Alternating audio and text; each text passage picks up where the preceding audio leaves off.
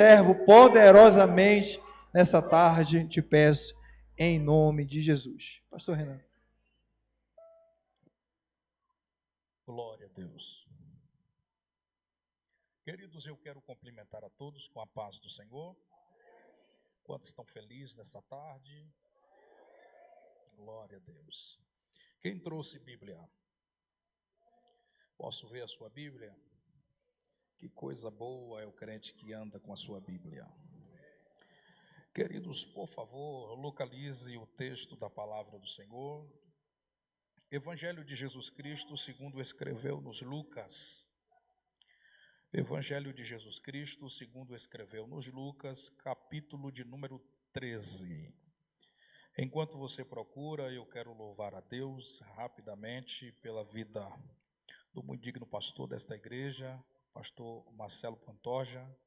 Deus abençoe de uma forma muito especial. Trago a paz do Senhor, do meu pastor Ananias Oliveira Boa Sorte, presidente do campo das Assembleias de Deus em Guanambi, no estado da Bahia. Trago uma paz do Senhor e um abraço também muito apertado e caloroso da minha família, minha esposa e meus 2 filhos, um casal que o Senhor me deu. E estou feliz essa tarde em poder estar conhecendo a amada igreja do Senhor. Que Deus possa abençoar você, tá? Estamos no Distrito Federal, viemos atender algumas agendas, principalmente nesse final de semana, que foi na igreja da nossa amiga, pastora Elisângela, e foi muito bom e resolvemos ficar. Nosso voo foi remarcado para terça-feira que vem, e eu vou ficar essa semana aqui no Distrito Federal, adorando e bendizendo o nome do Senhor. Sempre venho aqui, mas ainda não conhecia esta igreja, e por sinal, uma igreja muito abençoada. Deus abençoe, tá, pastor? Poderosamente. Quem achou o texto, diga eu achei. Evangelho de Lucas, capítulo de número 13. Versículos de número 6 a seguir para a nossa meditação. Está escrito assim a palavra do Senhor. E ele também falava esta parábola. Certo homem tinha uma figueira plantada na sua vinha. Ele foi buscar nela frutos e não o encontrou. Então ele disse ao vinhateiro: eis que há 3 anos. Quantos anos? Quantos anos? Eu venho buscar fruto nesta figueira e não acho. Então corta, porque ela está ocupando inutilmente a terra. E respondendo ele, disse-lhe: Senhor, deixa somente este ano, até que eu cave ao seu redor e a coloque adubo, ou em algumas traduções, esterco. E respondendo ele, disse: se der fruto, bem, tu poderás deixar. Porém, se não der, tu cortarás. E você diz: misericórdia. Se assente glorificando a Deus. Olhe para este irmão bonito que está do seu lado, diga para ele, sorrindo, você fica mais bonito. Que coisa boa é o crente. O crente, ele é feliz, é o povo mais alegre da face dessa terra. Queridos, antes que nós inicie a palavra de Deus, eu aí fora eu vou ter algumas trufas que eu estou vendendo em pró de um lançamento de um livro que nós acabamos de lançar. E se você puder nos abençoar, tá? Aí fora vai ter uma deliciosa trufa de prestígio. Então, se você puder, nos ajude. Nós lançamos um livro agora que tem por título Paracletos, Espírito Santo, um amigo. Então, você que tem dúvidas acerca do Espírito Santo, eu tiro algumas dúvidas e eu tenho esse livro disponível em PDF e ele não chegou a tempo.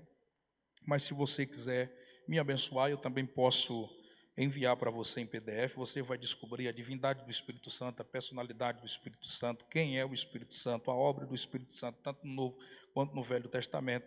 Você vai descobrir também a propriedade do Espírito Santo e inúmeros fatores acerca do Espírito Santo.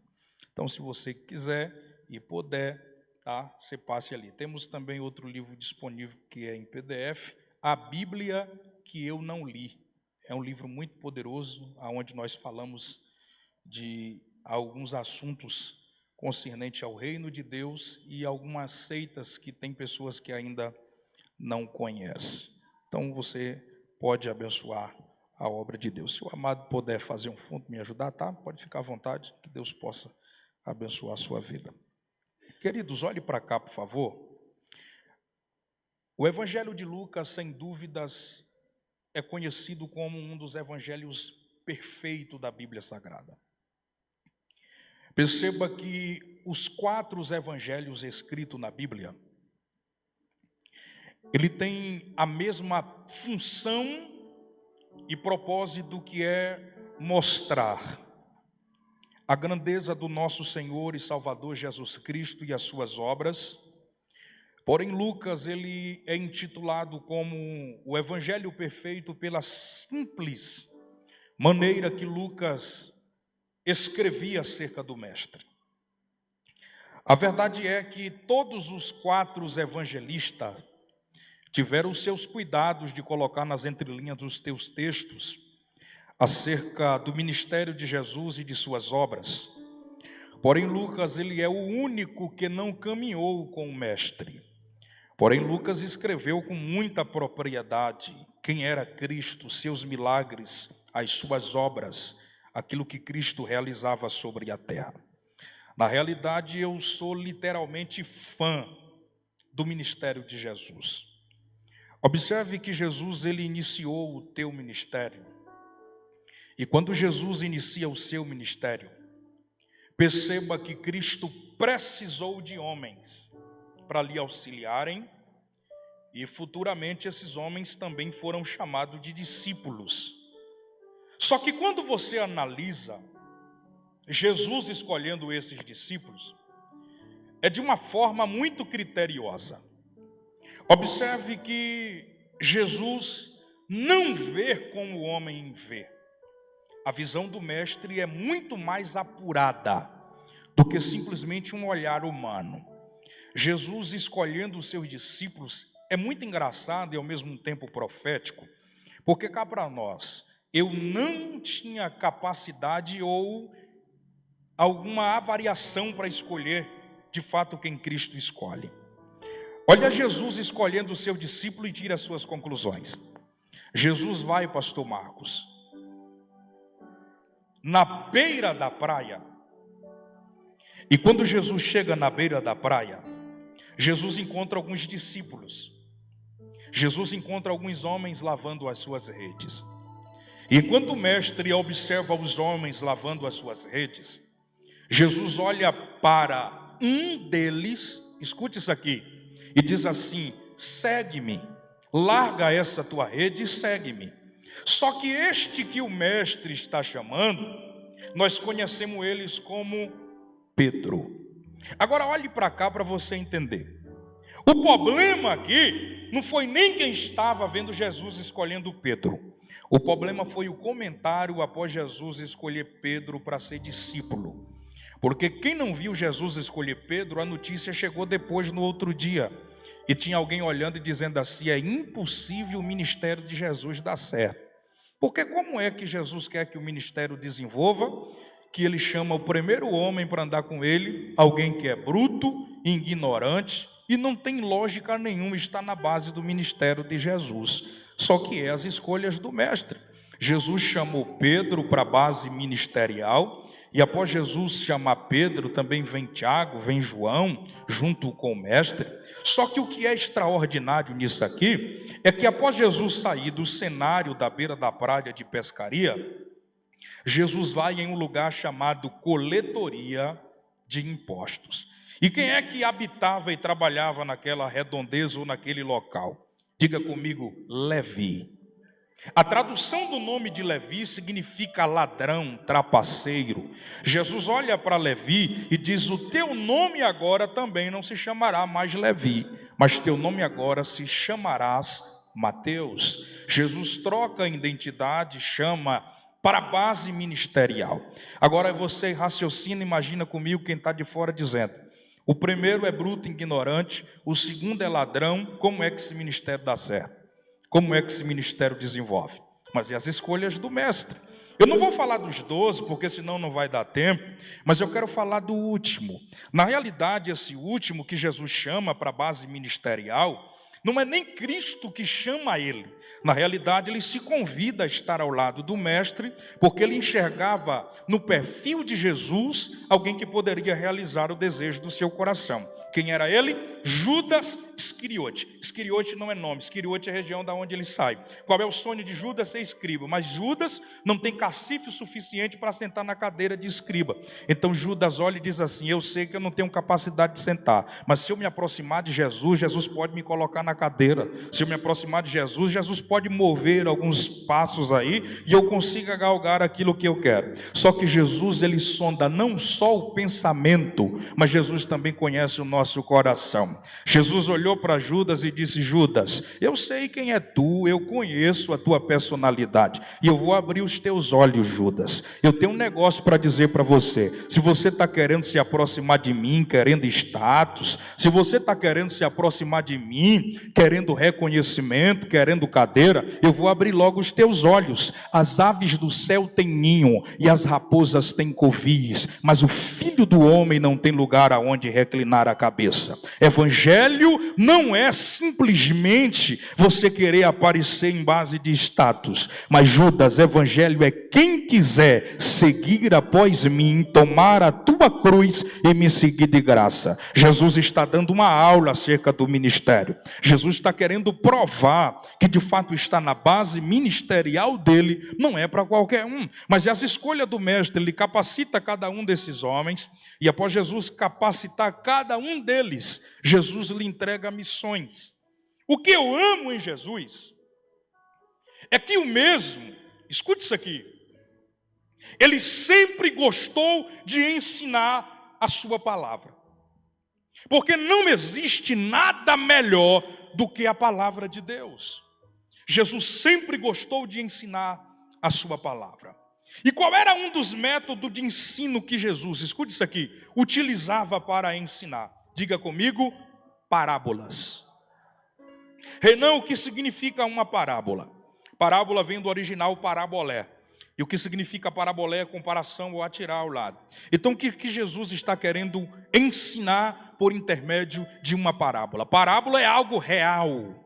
Parábola é algo verdadeiro. Então quando Jesus está contando uma parábola, Jesus está narrando um fato real, um fato verdadeiro. E ele usa os seus personagens para narrar uma parábola. É por isso que quando Jesus conta a parábola, principalmente em Lucas, Jesus narra diversas parábolas, e todas as parábolas que Jesus narrou, ele trata e mostra e revela alguns personagens nas suas parábolas. Você já observou que Jesus, contando a parábola do filho pródigo, Jesus disse: um homem tinha 2 filhos. Está falando de personagens. Após Jesus narrar parábolas do personagem dos filhos pródigos, Jesus vai falar da mulher que tinha 10 dracmas, também tem personagem dentro dessa parábola. Após Jesus falar a parábola da mulher que tinha 10 dracmas, Jesus vai também falar a parábola acerca das 10 virgens, que ele aborda um casamento e também mostra personagens nela, e diversas outras parábolas, como também o pastor de ovelha, que deixa 99 e vai em busca de uma que se perdeu. Jesus sempre contou parábola provando que uma parábola ela era real. E em Lucas, aonde nós lemos no capítulo 13, olha o que o texto diz: e Jesus contando outra parábola. Só que essa parábola Jesus narra 2 personagens e um em forma teofânica. O que é que Jesus diz? Jesus disse que um homem possuía muitas riquezas e terra. E em meio a essa terra que ele possuía, escute isso, o dono decidiu plantar um pé de figueira no meio da vinha. Eu quero que você raciocine isso comigo. O homem que tinha uma vinha, ele decidiu plantar um pé de figueira no meio da vinha. Isso é inteligente, isso aqui é muito interessante, e à luz da Bíblia dá para nós entender que não tem lógica alguma alguém plantar figueira no meio de vinha. Primeiro, a plantação de vinha é uma plantação diferente de plantação de figueira. Na realidade, figueira não é nem uma plantação. Ninguém queria plantar figueira, porque figueira nascia em todos os territórios e qualquer terreno. Mas Jesus, contando a parábola, ele diz que o homem plantou no meio da vinha um pé de figueira. Isso aqui é interessante. Jesus contando uma parábola real. E quando ele plantou a figueira no meio da vinha, ele esperou o tempo. Ele espera a hora da sua colheita. Olha para cá para você não perder isso aqui. Quando ele plantou a figueira, ele espera um ano, ele espera o segundo ano e ele também espera o seu terceiro ano. Só que essas esperas, no primeiro, no segundo e no terceiro, a figueira recebe visita. Ele vem o primeiro ano e procura o fruto, mas não acha o fruto. Ele vem o segundo ano, procura a figueira, frutos nela e não acha fruto. Então ele vem no terceiro ano, procura frutos e a figueira continua não gerando frutos. Eu tenho uma palavra de Deus essa tarde para liberar sobre a vida de alguém. Talvez você chegou aqui e as suas indagações e perguntas diante de Deus é: por que até hoje eu ainda não consegui gerar espiritualmente? Você sabia que Deus te plantou neste lugar, nesta igreja? Deus colocou você aqui para você gerar espiritualmente frutos espirituais. Mas tem gente que não consegue frutificar. Renan, o que é que acontece quando eu não consigo frutificar? Vamos raciocinar para que você entenda isso aqui de uma vez por todas. Daqui a pouco a gente já encerra.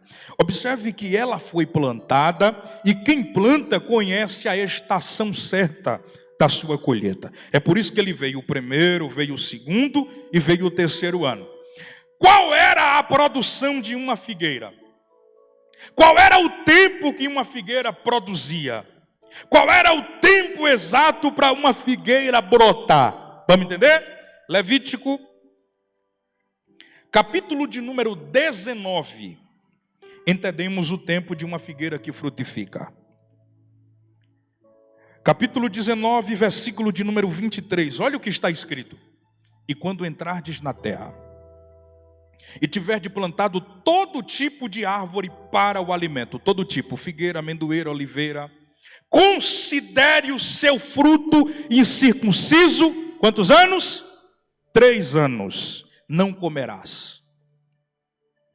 24 está escrito assim: mas no 4º ano, todo o seu fruto será santo para o Senhor, ou seja, uma primícia para Deus. 25, no 5º ano comerás o fruto. No 5º ano comerás o fruto para o vosso próprio alimento. Então vamos raciocinar aqui agora para você entender. Se a gente fazer uma conta matemática, vamos entender que essa figueira plantada aqui, ela não só tinha 3 anos sem produzir. Por quê? Porque nenhum judeu arranca o fruto de uma árvore antes dos teus 3º ano de produção. Os 3 primeiros anos de uma árvore, para o judeu é sagrado. Esse fruto é incircunciso. Renan, o que é incircuncisão? É o tempo probatório que você passa na presença de Deus, aprendendo no seu santo altar. Você sabe por que tem gente que não gera fruto espiritual? É porque ele não sabe esperar o tempo e a hora de Deus. E quem não espera o tempo e a hora certa de Deus, não frutifica. É por isso que os 3 primeiros anos é incircuncisão. O que é incircuncisão? Prepúcio cortado. Ou seja, todas as crianças que nasciam tinham que passar pela circuncisão. Se não fosse circuncidado, não tinha contato ou, liberamente falando, intimidade com Deus. Incircunciso é quem não tem intimidade com o Pai. Então a criança deveria ser circuncidada. É por isso que tem gente antes do tempo ficando de pé, enquanto Deus não quer que ele fique de pé. Deus está dizendo: primeiro senta, aprende, fica na incircuncisão. Depois que eu colocar você do jeito que eu quero, eu vou projetar o meu tempo para mim te lançar. Eu vou projetar o meu tempo para mim colocar você de pé. O problema é que tem gente que está colocando o tempo de Deus baseado no seu tempo. E o tempo de Deus é diferente do meu tempo. O meu tempo é um, o tempo de Deus é outro. O meu tempo eu manipulo. O tempo de Deus eu não posso manipular. Você lembra que quando, olha isso aqui é interessante, que Deus olhou para Acais e disse assim para Acais: eu vou retroceder o relógio, eu vou fazer o tempo tempo retroceder, isso aqui é muito profético, porque o relógio na época de Acais não era igualmente hoje. O nosso relógio hoje, o homem pode manipular a hora que ele quiser, mas o relógio de Acais, na época de Acais, era uma pedra em cima de outra pedra. O sol brilhava, e quando o sol refletia em cima da pedra, dava a direção do horário certo. Por que Deus fez o relógio de Acais retroceder? É Deus dizendo assim: eu vou fazer o relógio retroceder. É como se Deus estivesse dizendo: eu vou fazer a terra girar ao contrário, Acais, para você entender que quem manda no tempo sou eu, para você entender que quem manda na hora sou eu. Levante a sua mão que eu quero liberar uma palavra de profecia. Os céus me trouxe aqui nessa tarde para dizer para alguém: se for preciso eu retrocedo o tempo, se for preciso eu adianto o relógio, porque o controle ainda está sobre as minhas mãos, o controle está sobre o meu domínio, o controle está sobre a minha justiça, e os céus manda dizer para alguém: descansa o teu coração, porque Deus está no controle da tua casa, Deus está no controle da tua família, Ele não perdeu o controle. Se tem alguém que crê, se tem alguém que acredita, abra esta tua boca para glorificar a Ele. Há uma presença nessa tarde. Deus vai mexer no tempo para mostrar que Ele está no controle.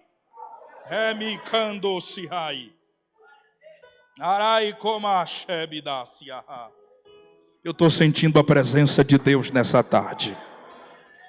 Fecha teus olhos e começa a adorar ao seu Deus. Há um comando de Deus para a tua vida hoje aqui. Do jeito que está não vai ficar. Do jeito que está não vai ficar. Deus, se for possível, Ele vai mexer no tempo para mostrar que Ele não perdeu o controle, não perde a batalha, não perde a guerra. Isso é o primeiro estágio. Isso é o primeiro tempo. Os 3 primeiros anos é em circuncisão. E o 4º ano? O 4º ano é quando eu aprendo a ser fiel a Deus. Eu estou falando de uma figueira que aprende a frutificar. Ninguém frutifica se não aprender a ser fiel a Deus. Olha para alguém que está perto de você e diga assim: para poder frutificar. Diga: para você frutificar, você precisa aprender a ser fiel a Deus. Você precisa aprender a ser fiel a Deus. Ninguém pode prosperar, frutificar, gerar, se não aprender a ser fiel a Deus. O princípio da bênção está em ser fiel a Deus. E quando eu falo ser fiel a Deus, eu não só falo em você ser fiel em dizimar e ofertar. Na realidade, quando a gente fala de dízimos e oferta, nem todo mundo sabe o significado. Nem todo mundo sabe o que é de fato ser fiel a Deus em dizimar e ofertar. A bênção da prosperidade está em você ser fiel a Deus. Vou repetir isso aqui. A bênção da prosperidade está ligada em você ser fiel a Deus. O problema é que tem gente que hoje aprendeu o sentimento de adorar a Deus ou de ser fiel a Deus de uma maneira muito errada. Porque tem gente que pensa o seguinte: se eu ser fiel somente no dizimar, Deus vai repreender todo tipo de demônio da minha vida, Deus vai repreender todo tipo de demônio de casta sobre a minha casa e eu vou ser próspero. Isso aí é um erro. Porque Malaquias 3,10 diz: trazeis todos os dízimos à casa do Senhor para que haja mantimento. E depois você fazer prova de mim. Só que quando você lê Malaquias 3,10, diz: trazei e eu repreenderei o devorador. Só que os evangelhos está escrito que existe cortador, migrador, destruidor. Cortador, migrador, destruidor. Mas Malaquias diz que quando eu sou fiel no dízimo, eu só repreendo um. Ou você nunca parou para observar isso aqui? Não, eu vou repetir porque tem gente que não entendeu isso aqui. Tem gente que está dizendo assim: eu sou fiel, eu sou dizimista e está tudo travado. É porque você está dizimando de uma forma que você ainda não aprendeu. Eu não me explica. Te explico agora para a gente encerrar. Malaquias 3,10 diz que quando você é fiel no dízimo, você não repreende os 3 tipos de demônio. Repreenderei o devorador. E o cortador, quem é que repreende? E o destruidor, quem é que repreende? Você quer aprender? Você quer mesmo? Então vamos lá. Quando tu é fiel no dízimo, tu repreende um tipo de demônio. Só que existe outros tipos de demônio que corrói. E aonde está a bênção para me destruir toda essa casta de demônio que corrói? Vamos lá para você entender isso aqui e a gente já encerrar. A bênção de Deus caminha junto. Dízimo está no singular. Mas quando você fala de ofertas, está no plural. Dízimo, oferta é fêmea e macho. Dízimo é macho, oferta é fêmea. E o que acontece até entre um casal, entre homem e mulher, quando se une ou se casa, automaticamente a esperança é gerar filhos. No reino de Deus, a bênção da prosperidade é do mesmo jeito. Quando tu é fiel no dízimo e tu é fiel na oferta, você gera uma semente no ventre da eternidade. E essa semente é onde está a bênção de Deus liberada para a tua vida. Ou seja, sou fiel no dízimo, amém. Deus está te guiando, Deus está repreendendo o devorador. Mas e aí, é fiel na oferta? Não. Se não é fiel na oferta, vai entrar casta de demônio também que corrói. Mas quando tu é fiel na oferta, é fiel no teu dízimo, você junta e gera uma semente no ventre da eternidade. E onde é que está a bênção? Tem gente que diz, sou fiel na oferta, sou fiel no dízimo, e mesmo assim tem riquezas que está corroendo. Onde é que está o erro? Está aqui. Quando tu gera a semente, em vez de tu plantar, tu come.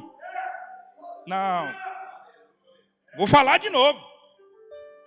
Você é fiel no dízimo, é fiel na oferta? É. Deus entrega uma semente na tua mão. Só que para mim prosperar, eu não posso comer essa semente. Essa semente eu tenho que plantar de novo. Porque quando eu como a semente que é gerada da bênção do meu dízimo, e quando eu sou fiel na minha oferta, e eu como essa semente, eu não posso mais prosperar. Mas quando você planta essa semente, eu vou te fazer uma pergunta, e tu é muito inteligente e vai me responder. O que é que gera frutos? Quando tu planta uma semente, ou quando tu come a semente? Porque quando tu planta, nasce uma árvore. E dessa árvore tu vai colher fruto de diversas áreas. Renan, me ensina a plantar. É muito simples. Eu vi o pastor falando aqui que tem uma obra sendo feita. Eu não sei onde ele falou o estado. Mas se tu oferta lá, se tu oferta em determinado lugar, tu está plantando a semente daquilo que Deus te entrega. E quando tu plantou lá, tu vai colher lá. Se tu plantar em missões, tu colhe em missões. Se tu plantar em obra social, tu colhe em obra social. O segredo é plantar. Tu planta e Deus faz você colher 100 vezes mais. Bênção sacudida, recalcadas, transbordante. Levante a mão que eu vou liberar uma palavra profética. Eu profetizo em nome de Jesus que aqui na Ademig vai ter gente que vai casar sem dinheiro, vai prosperar sem dinheiro, vai casar sem dinheiro, vai comprar casa sem dinheiro, vai comprar carro sem dinheiro, porque a bênção de Deus está ligada em ser fiel a Ele. Só quem pode dar glórias ao nome de recebe essa ebicasibidai. Arai coma xanda. Ei, caçubida ergue ramaioha. Encerro.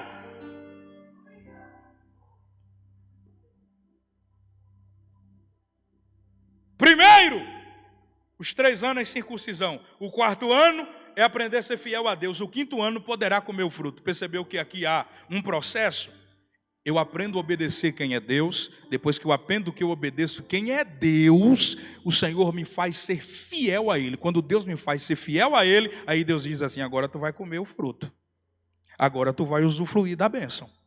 Agora você vai alcançar aquilo que eu te prometi. Só que peraí, esta figueira aqui, ela já estava há 3 anos. Mas se a gente for fazer a conta, era quase 8 anos sem ela produzir. Aí Deus olhou e disse assim, perdi a paciência. Olha para alguém que está perto de tu e diga assim, Deus também tem paciência, viu? Não, mas fala forte, eu sei que você comeu hoje. Diga assim, Deus tem paciência também. Mas tem hora que a paciência dele também esgota. E quando a paciência de Deus esgota, Deus faz igualmente fez com essa figueira. Para encerrar. O que Deus fez com a figueira? Figueira! Eu estou com um machado na minha mão. Já tem 3 anos que eu estou procurando fruto em tu e eu não acho nada. Porque tem gente que Deus está dando tempo e ele não consegue frutificar. Aí Deus diz assim, está ocupando o solo inutilmente. Está ocupando o lugar de outra pessoa que até hoje você ainda não frutificou. Aí Jeová olhou e disse assim, perdi a paciência com tu. não tem como mais tolerar.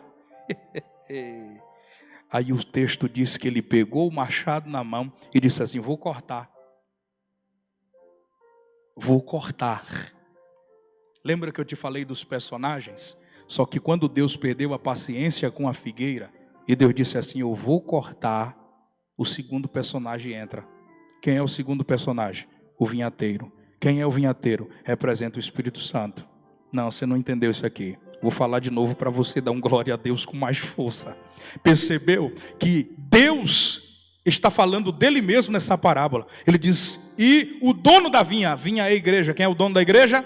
Cristo. Jesus, quando foi assunto aos céus, ele diz: eu não deixarei vocês só, eu enviarei o outro. Quem é o outro? Paracletos. Quem é o Paracletos? Espírito Santo. O Espírito Santo, quando viu Deus com o machado na mão, dizendo assim: vou cortar a figueira, o Espírito Santo disse: espera aí, pai, deixa eu entrar aqui na frente dessa figueira. Ah, você não entendeu isso. Vou falar de novo porque tem gente que não entendeu. Quando Deus perdeu a paciência com alguns de nós, porque nós não conseguimos frutificar, Deus disse assim: vou cortar ele, vou eliminar ela, não dá para tolerar mais. Só que quando o machado subiu para te cortar, o Espírito Santo entrou na frente. Não, eu vou repetir de novo, porque tem gente que não entendeu. Tem gente que está aqui que não cheirava muito bem antigamente de aceitar Jesus. Tem gente que está aqui que não era flor que se cheirasse. Tem gente que está aqui que tinha tudo para não estar mais aqui. Tem gente que está aqui que tinha tudo para não estar de pé dando glória ao nome de Jesus. Porque tu não é bonzinho não, eu não sou bonzinho não. Nós somos de carne e osso. Se nós, meu irmão, morrer agora, ninguém suporta mais do que 24 horas dentro de casa. Sabe por quê? Porque a tua massa, se demorar muito, vaza pelo nariz. A tua pele, a tua sedosidade da tua pele seca, vira sequidão. Você não é nada. Jeová olhou e disse assim: se fosse por mim eu já tinha te eliminado. Mas sabe por que tu ainda está de pé? Porque quando o machado subiu para te cortar, o Espírito Santo que entrou na frente e disse: dá mais uma oportunidade a ele, dá mais uma oportunidade a ela, dá mais uma oportunidade a ele. Quem tem mão para levantar e quem tem boca para dar glória, abre. Jesus essa tarde está dizendo para alguém: o machado já subiu para te cortar, mas só não te cortou porque o Espírito Santo entrou na frente. Só não te cortou porque a graça entrou na frente e disse: dá mais uma oportunidade a ela.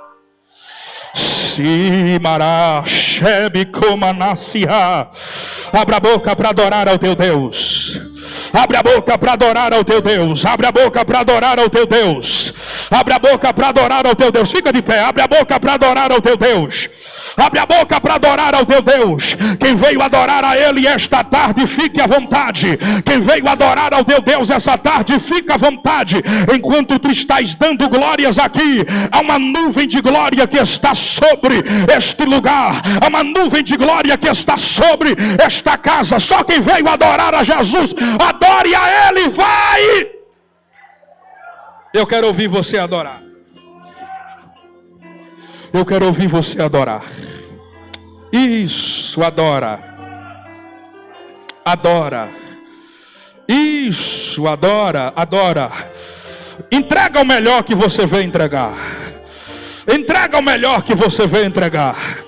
O Espírito Santo olhou e disse: não corta ele agora não, me dá um ano, porque nesse ano eu vou tratar dela, nesse ano eu vou tratar dele. Tem áreas da tua vida que só o Espírito Santo conhece. Tem áreas da tua vida que não está frutificando, porque precisa do Espírito Santo mexer. O Espírito Santo diz: me dá um ano, porque eu vou mexer nas estruturas da figueira. Deus olhou para o Espírito Santo e disse: vai fazer o quê? O Espírito Santo diz: eu vou cavar ao seu redor. Eu vou cavar ao seu redor. Por que o Espírito Santo disse que ia cavar ao redor da figueira? Porque o Espírito Santo estava dizendo: o problema da figueira não é no caule, o problema da figueira não é na folha, o problema da figueira não está no galho, o problema da figueira não está na estética, o problema da figueira está quando eu cavo. Tem gente que está aqui que não está frutificando, porque tem áreas internas que precisa ser cavada, tem áreas internas que precisa ser mexida, tem áreas internas que Deus precisa mexer, tem áreas da tua vida que precisa ser confrontada. Renan, aonde Deus precisa mexer? Na área interna. aonde tem conflitos internos, porque na área externa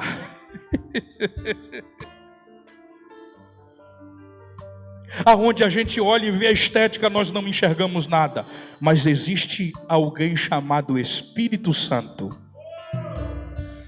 que ele vai na divisão da alma e do teu espírito.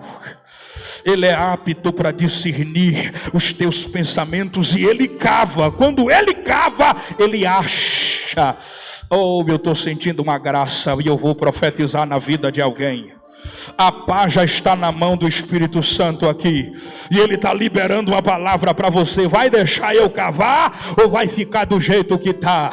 Vai deixar eu mexer nas tuas estruturas ou vai permanecer do jeito que está? Jeová está dizendo: quando eu cavo, eu vou desobstruir coisas que tu não tinha estrutura de desobstruir. Se eu cavar, eu vou tirar coisas que tu não tinha capacidade de tirar. Deus está dizendo para alguém: eu estou cavando.